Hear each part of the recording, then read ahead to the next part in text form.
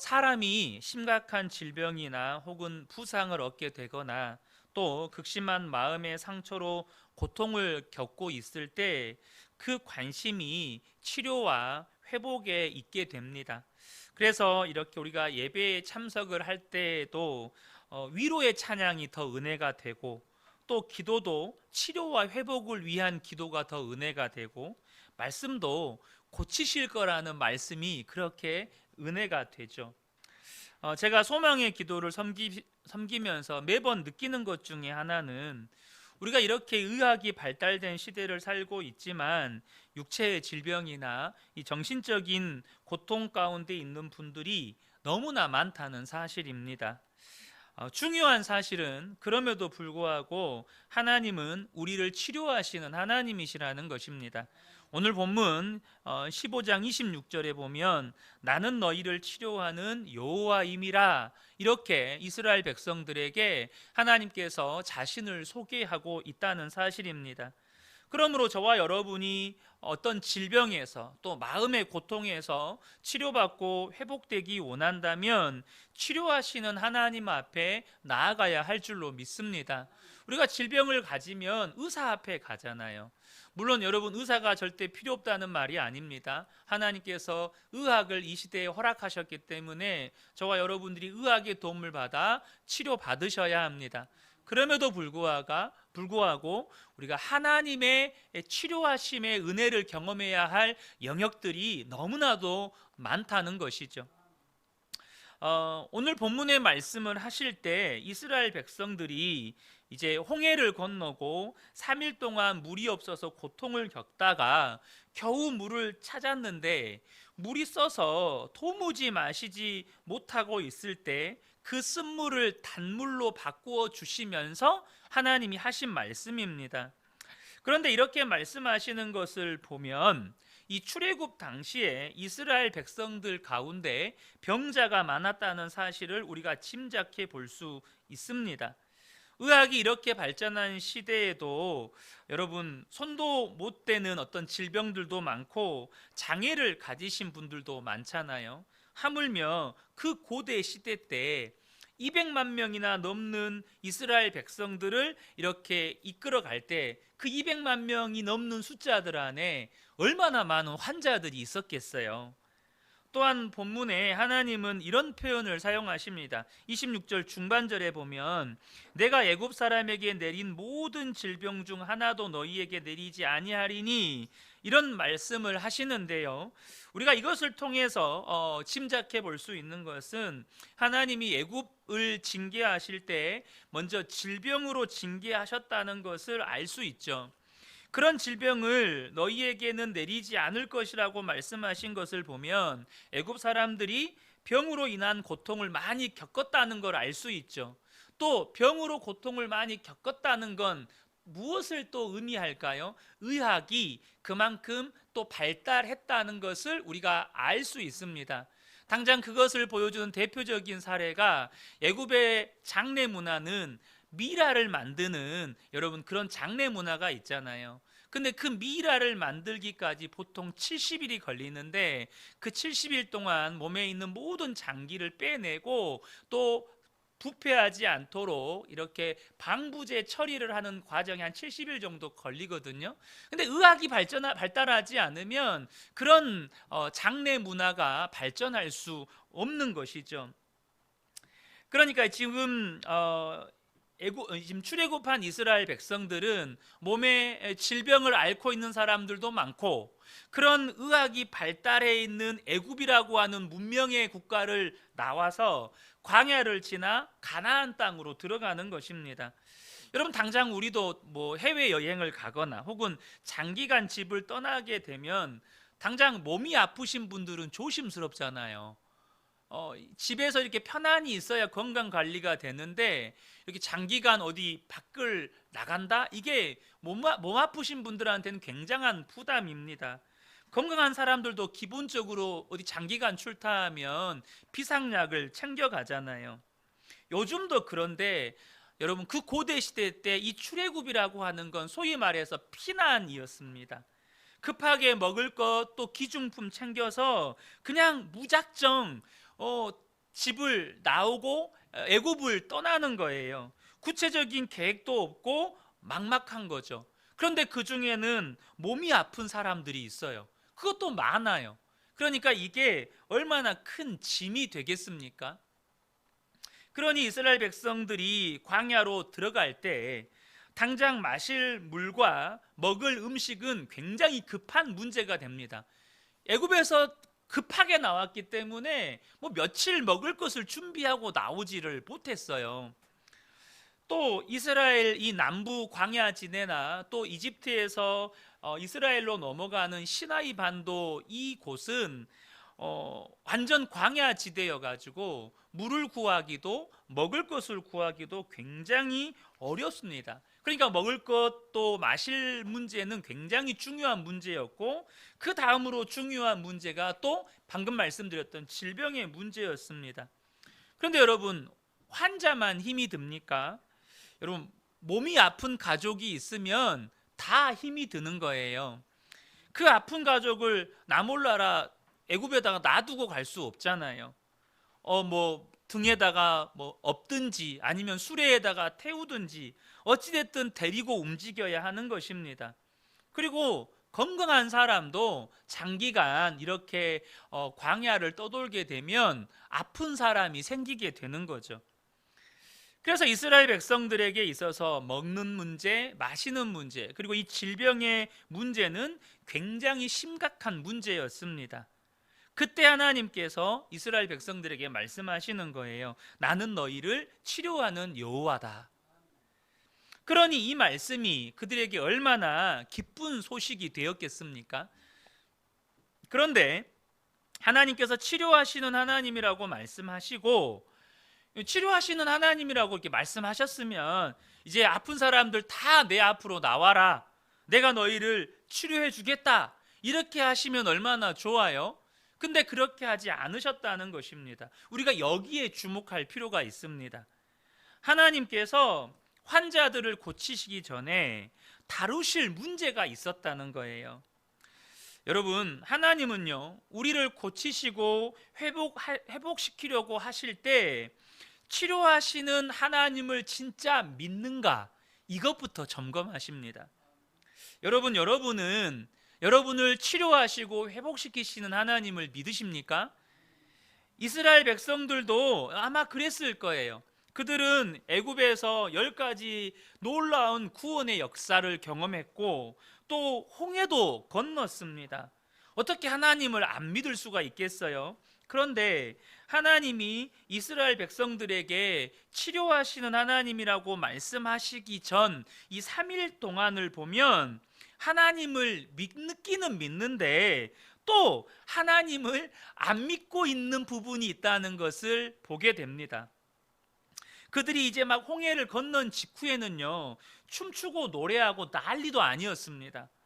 홍해가 갈라지고 이스라엘 백성들은 마른 땅을 밟고 건너고 뒤따라온 애굽의 군대는 홍해 바다에 수장되어 죽는 것을 다 보았어요. 그러니까 감격도 이런 감격이 없는 거죠. 그런데 그들이 사실 우리가 객관적으로 보면 그렇게 기쁘고 춤추고 노래할 만큼 좋은 형편이었습니까? 여러분, 그렇지 않습니다. 사실 따지고 보면 그들이 홍해에서 구원받았지만 여전히 피난민이에요. 이제 뭐 광야로 들어가는 거예요. 뭐 아무것도 없어요. 지금 뭐 눈앞에 보장된 게 아무것도 없습니다. 집에서 쫓겨나다시피 이제 광야로 나온 처지고 당장 먹을 음식도 마실 물도 있는 것도 아니고 집이 있는 것도 아닙니다. 이제 그들은 계속해서 광야길을 가야 되는 거예요. 사실 따지고 보면 정말로 처량한 피난민 신세예요. 그런데도 춤을 추고 노래하고 난리가 났어요. 왜 그랬을까요? 그들이 하나님의 구원의 역사를 보았기 때문입니다. 여러분, 우리가 형편과 처지가 어려워도요, 하나님의 역사를 경험하면서 살면 여러분 두렵지 않게 됩니다. 고난도 슬픔도 이겨낸다는 거예요.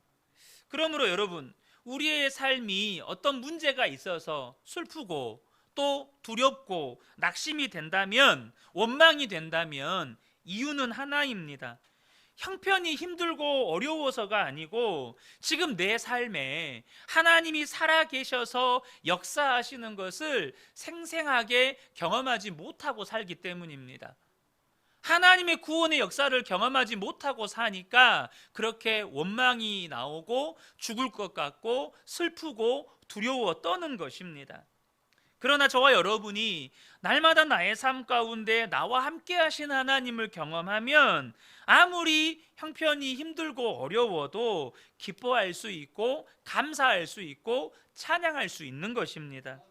그런데 이제 이스라엘 백성들이 그렇게 노래하고 춤추다가 광야로 들어섰습니다. 하루가 지나고 이틀이 지나고 3일이 되니까 그 춤추고 노래하던 분위기가 점점점 살벌하게 바뀌기 시작하는 겁니다. 그렇게 노래하고 춤추던 사람들이 3일 동안만 물을 안 먹이니까 이제 폭발하기 직전인 거예요. 여러분, 구원의 기쁨, 구원의 감격이 사라지는데 3일이면 충분했습니다. 우리도 똑같습니다. 십자가의 은혜, 구원의 감격, 성령의 체험할 때는 막 산과 들과 나무들이 막 하나님을 찬양하는 것 같고 마치 막 나에게 말을 거는 것 같아요. 봐봐, 하나님 살아계시지 않냐? 너 그렇게 하나님 살아계시는데 왜 그 모양 그 꼴로 살았냐? 막 산에 들의 나무들이 막 나한테 말을 거는 것 같아요. 근데 힘들고 어려운 일이 딱 시작되면 3일이 못 가서 그 구원의 은혜와 감격이 다 사라져 버리는 겁니다. 지금 여러분 어떠세요? 예를 들면 뭐 수요 예배 때 말씀을 통해서 막 은혜 받았다고 막 가정을 해보자고요. 집에 가다가 막 싸워요. 집에 가다가. 여러분, 우리가요 그렇게 은혜 받았다가도 처지나 형편 때문에 순식간에 그 구원의 기쁨과 감격을 잃어버리는 우리의 연약함을 보게 됩니다. 그때 이 마라라고 하는 곳에서 드디어 물이 있는 샘을 발견하게 됩니다. 사람의 마음이 참 간사하죠. 3일 동안 마실 물이 없어서 목이 타들어갈 때 마음 안에 구원의 기쁨과 감격은 사라지고 원망이 막 터져나오기 직전인 상황에서 딱 물을 발견하게 되니까, 그렇지, 하나님은 좋으신 하나님이야, 막 그랬다고요. 그런데 그 물이 마실 수가 없는 물인 거예요. 성격 급한 사람이 뛰어가가지고 물을 마셨는데 막 토하고 난리가 난 거예요. 그러니까 그때 아예 그냥 폭발을 해버린 겁니다. 사람들이 들고 막 일어서는 겁니다. 24절에 보면 백성이 모세에게 원망하여 이르되 우리가 무엇을 마실까 하매, 사실 24절은 굉장히 부드럽게 표현이 되어 있어요. 굉장히 교양 있어 보이고 수준 있어 보이는 표현들로 기록되어 있지만 25절을 보면 모세가 얼마나 다급했던지 모세가 여호와께 부르짖었다라고 되어 있습니다.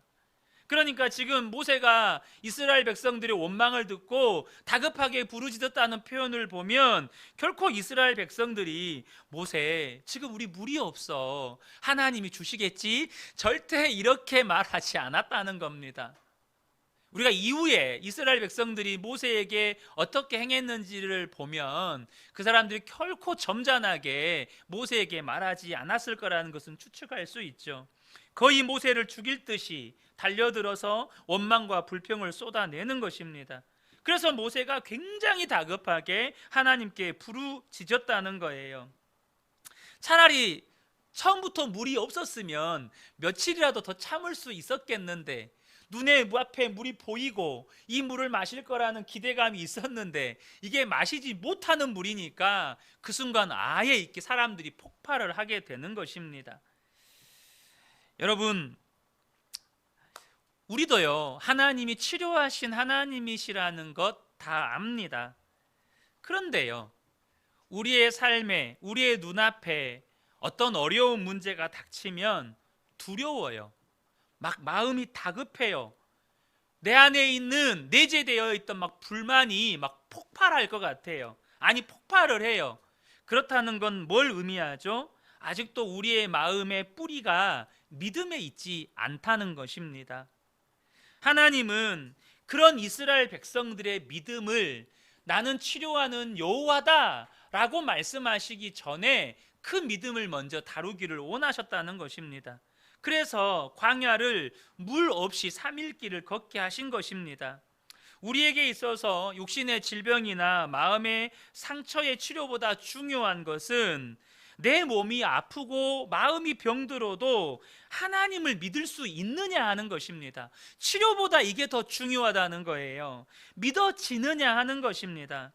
사실 저도 아파 본 사람이고 또 아픈 딸아이를 키우고 있지만 사람이 아프면요, 마음이 무너지는 것을 경험하게 됩니다. 그럴 때 여러분, 저와 여러분이 우리의 믿음의 근거를 치료에다가 두시면 안 됩니다. 사실 저도 다리를 이제 2년 동안 4번 수술하고 이렇게 이제 재활하고 목발을 떼고 그래도 쩔뚝쩔뚝이라도 걸을 수 있게 됐어요.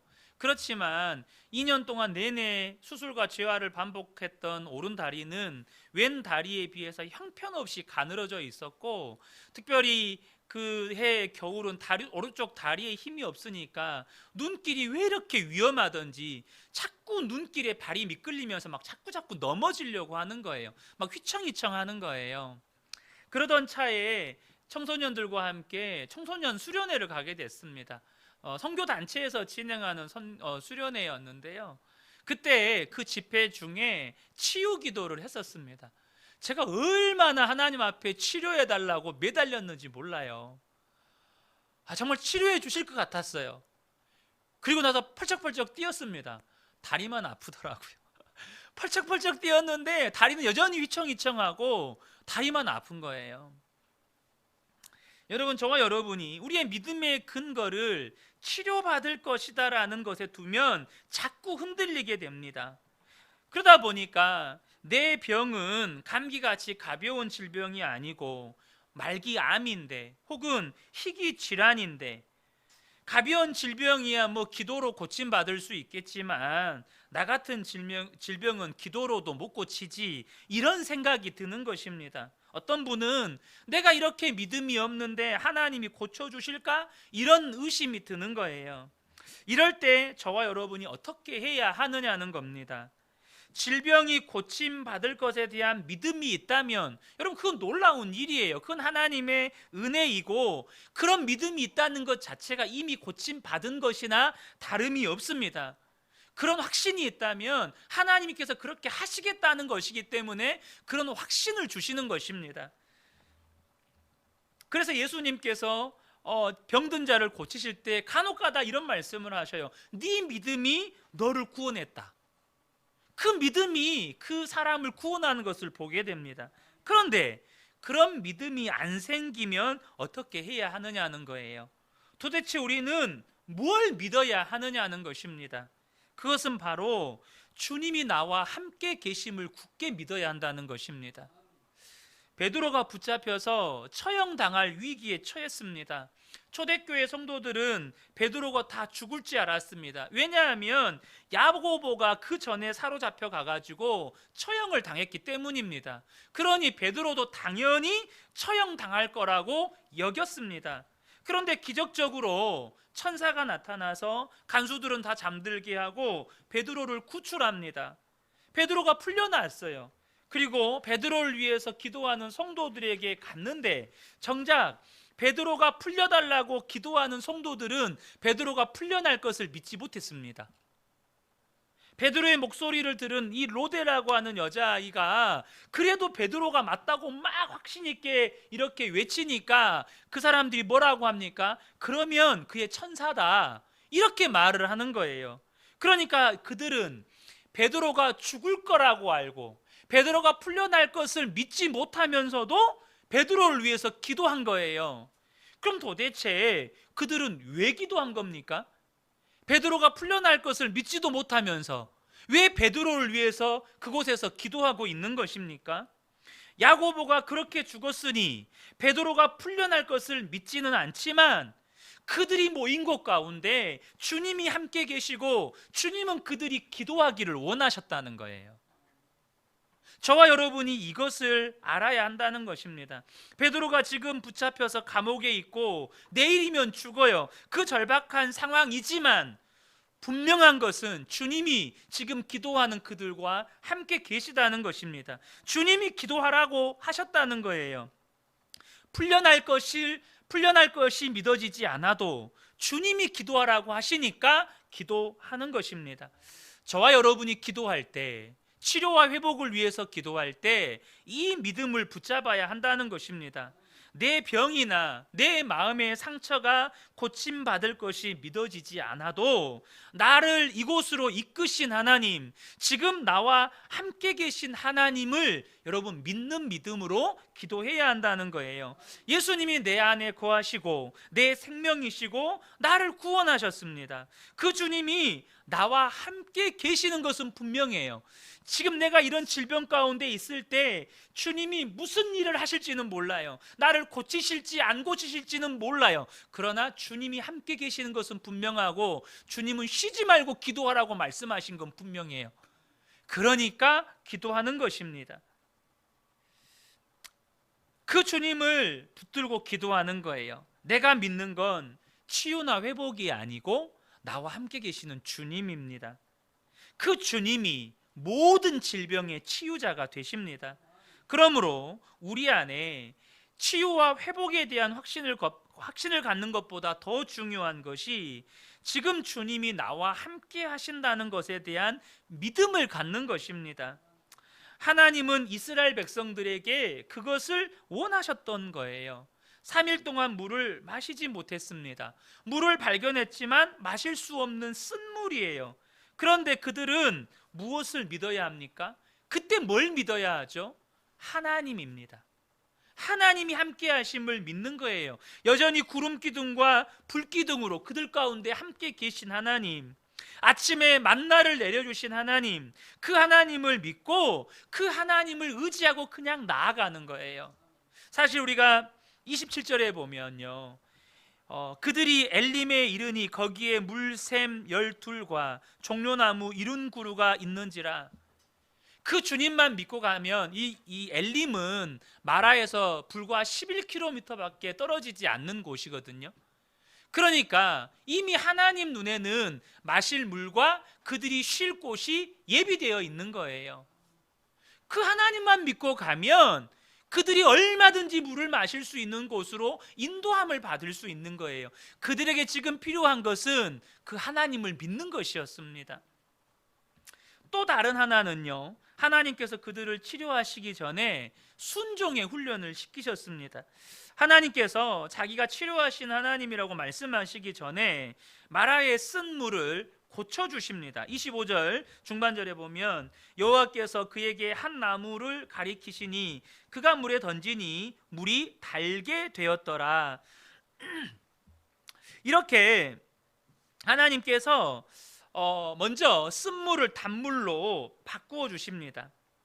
하나님께서 모세에게 나무를 하나 가리키시고 그 나무 가지를 꺾어서 물에 던지게 하시는데, 이것은 하나님이 우리의 병을 치료하신다는 것을 상징적으로 보여주는 사건입니다. 마라의 쓴물은 우리의 질병을 상징하는 것이고, 던져진 나무까지는 예수 그리스도의 십자가, 그리고 단물이 된 것은 완전한 고침을 받는 것으로 해석이 가능합니다.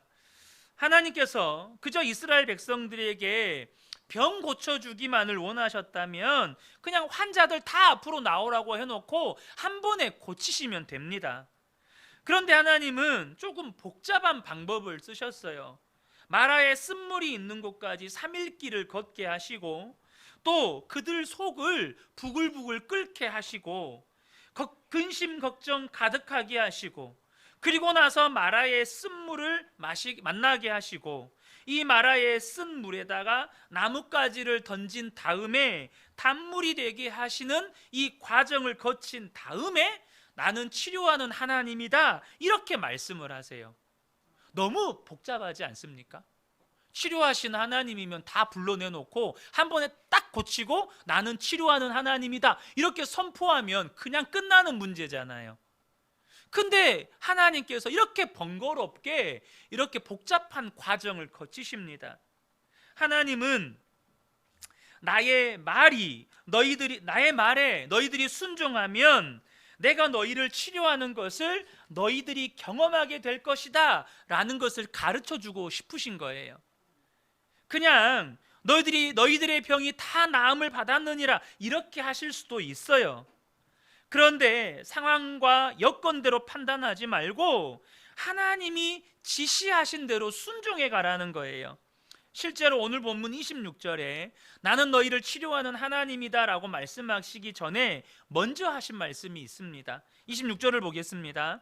너희가 너희 하나님 나 여호와의 말을 들어 순종하고 내가 보기에 의를 행하며 내 계명에 귀를 기울이며 내 모든 규례를 지키면 내가 애굽 사람에게 내린 모든 질병 중 하나도 너희에게 내리지 아니하리니 나는 너희를 치료하는 여호와임이라. 하나님이 지금 내가 너희들의 아픈 거 다 고쳐주겠다, 다 치료해주겠다. 그런데 주님이 먼저 하신 말씀이 그 전에 할 일이 있다는 거예요. 바로 하나님의 말씀을 듣고 순종하는 삶을 살아야 된다라는 것입니다. 그러면 너희들에게 애굽 사람에게 내린 질병을 내리지 않을 것이고 너희를 치료하는 하나님이 될 것이다 라고 말씀해 주시는 거예요. 지금 하나님은요, 우리가 치료와 회복의 은혜를 경험하기 전에 우리에게 필요한 두 가지를 말씀해 주고 계십니다. 첫 번째는 하나님을 믿으라는 것입니다. 하나님, 내 병이 고침받을 것을 믿으라고 말씀하시지 않고 하나님 그분을 믿으라는 거예요. 하나님이 지금 나와 함께 계시고 지금 내 안에 역사하고 계시다는 것을 믿으라는 것입니다. 두 번째는 내가 아플수록 고통스러울수록 하나님의 말씀에 순종하는 것을 더욱 중요하게 여겨야 한다는 것입니다. 우리가 치료하시는 하나님을 경험하려면 순종의 삶을 결단해야 한다는 것입니다. 사랑하는 성도 여러분, 우리가 진짜 신경 써야 하는 건 병이 낫느냐 안 낫느냐가 아니고 내가 진짜 하나님을 믿고 그 하나님께 순종하고 있는가 하는 것입니다. 나병에 걸린 아람 장군이 치료받기 위해서 엘리사를 찾아옵니다. 그는 기대가 있었습니다. 엘리사가 먼저 나와서 아람 장군을 환대해주고 또 손을 얹고 머리에다가 안수해서 이렇게 기도해 줄 줄 알았어요. 그런데 엘리사가 나와서 환대하기는커녕 종을 보내서 요단강에 가서 7번 몸을 씻으라고 하고 가라는 거예요. 나아만이 격분했습니다. 그런데 나아만의 종들이 그 나아만을 붙듭니다. 하나님이 고치실 것을 믿는다면 이보다 더 큰 일을 행하라고 한다고 하더라도 당연히 행하지 않았겠습니까? 하물며 7번 목욕하는 거야 그건 못하겠습니까? 그렇게 권고합니다. 이때 나아만은요 마음을 돌이켜서 그 말씀에 순종했을 때 깨끗함을 받았습니다. 그러니까 주님은 오늘도 우리에게 똑같은 것을 요구하고 계시는 것입니다. 분명히 우리는 치유되고 회복되는 것이 급하지만 더 중요한 것이 믿음의 문제고 순종의 문제라는 것입니다. 에스겔 11장 19절에 내가 그들에게 한 마음을 주고 그 속에 새 영을 주며 그 몸에서 돌 같은 마음을 제거하고 살처럼 부드러운 마음을 주겠다라고 약속해 주셨습니다. 여러분, 하나님이 정말로 우리에게 주시고 싶은 건 육체의 질병이나 마음의 상처에서의 회복보다 돌 같은 마음, 부드러운 마음을 주시고 싶은 거예요. 근데 여러분, 이 돌 같은 마음에서 이 부드러운 마음으로 바뀐다는 말이 무슨 의미일까요? 그것은 하나님의 말씀에 순종하는 사람이 된다는 뜻입니다. 돌 같은 마음에서 부드러운 마음으로 바뀐다는 건 사람이 유약해진다, 부드러워진다 이런 뜻이 아니라 하나님이 무슨 말씀을 하시든지 순종하는 사람이 된다는 뜻이에요. 기도하라고 하시면 기도하고, 용서하라고 하시면 용서하고, 사랑하라고 하시면 사랑하고, 감사하라고 하시면 감사하고, 그렇게 먼저 순종의 사람이 되면 치료하시는 하나님이신 것을 알게 된다는 것입니다. 우리는 치료와 회복이 정말 큰 문제고 큰 기적처럼 느껴집니다. 그러나 그것보다 더 중요한 것이 무엇인지 분명하게 아셔야 합니다.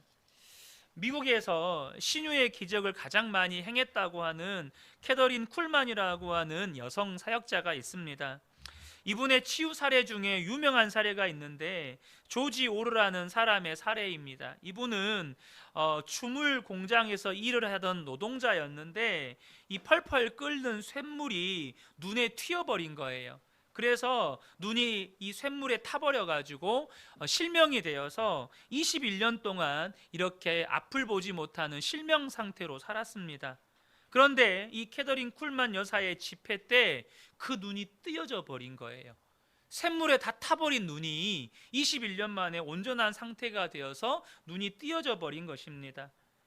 여러분, 이런 기적을 우리가 뭐라고 설명할 수 있습니까? 그런 이 캐더린 쿨만 여사가 이런 말을 했습니다.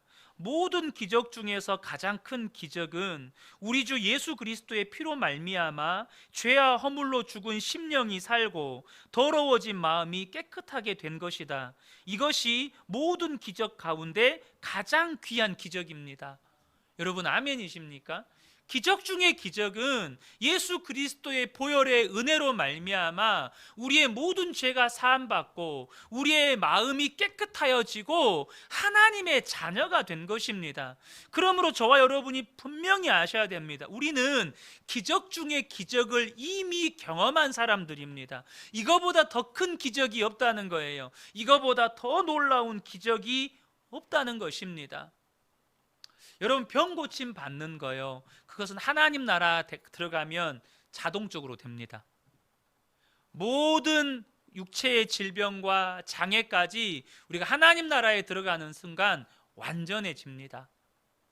그런데 여러분, 저와 여러분을 하나님께서 구원하시기 위해서 독생자 예수 그리스도를 십자가에 내어주셔야만 했습니다. 하나님이신 예수님이 목숨을 버리셔야만 했습니다. 다른 기적들은요, 예수님의 말씀이면 끝났습니다. 하나님의 말씀이면 끝났어요. 근데 우리를 구원하는 건 예수님의 목숨을 지불해야 했습니다. 그래서 우리가 구원받은 것이 기적 중에 기적인 것입니다. 우리가요, 그러므로 마음의 어떤 몸과 마음의 치유와 회복을 위해서 기도하면서 고침을 받을까 안 받을까 이러고 있다면 한참 잘못된 거예요. 왜냐하면 우리가요, 이미 십자가 구원에 치유의 기적이 약속되어 있다는 사실이, 치유의 기적이 약속되어 있기 때문입니다. 마태복음 8장 17절에 이는 선지자 이사야를 통하여 하신 말씀에 우리의 연약한 것을 친히 담당하시고 병을 짊어지셨도다 함을 이루려 하심이더라. 이미 십자가 안에 우리의 치유의 약속까지 담겨 있다는 거예요. 여러분, 예수님의 십자가 안에 우리의 병을 짊어지시는 역사가 함께 있음을 저와 여러분이 기억하셔야 합니다. 주님은 우리가 단순히 육신의 병만이 아니라 우리의 삶 전체, 우리의 마음 깊은 곳까지도 고치고 회복시켜 주시기 원하십니다. 마라의 쓴물은 우리의 병든 몸과 병든 마음을 의미합니다. 거기에 십자가가 던져지고 십자가가 세워지면 쓴물이 단물로 변하는 역사가 일어나는 것처럼 우리의 심령에도 그런 역사가 일어나는 것입니다. 여러분, 우리의 병이요, 과거에는 육신의 질병만을 굉장히 중요하게 생각했지만 이제 현대 정신의학이 발전하면서 이 마음의 질병이 얼마나 무서운 질병인지를 이제는 다들 알고 있습니다. 여러분, 우리의 병은 단순히 육신적인 원인만 있는 게 아니고 마음과 우리의 영혼에 병의 뿌리가 있는 경우도 참 많습니다. 무엇보다 이 마음의 병은요, 육체의 상처나 질병과는 달리 자각이 안 되는 경우도 많아요. 그래서 아무렇지도 않게 살다가 그냥 잊고 사는 경우가 많습니다. 그러다가 어느 날 어느 순간에 갑자기 그게 드러납니다.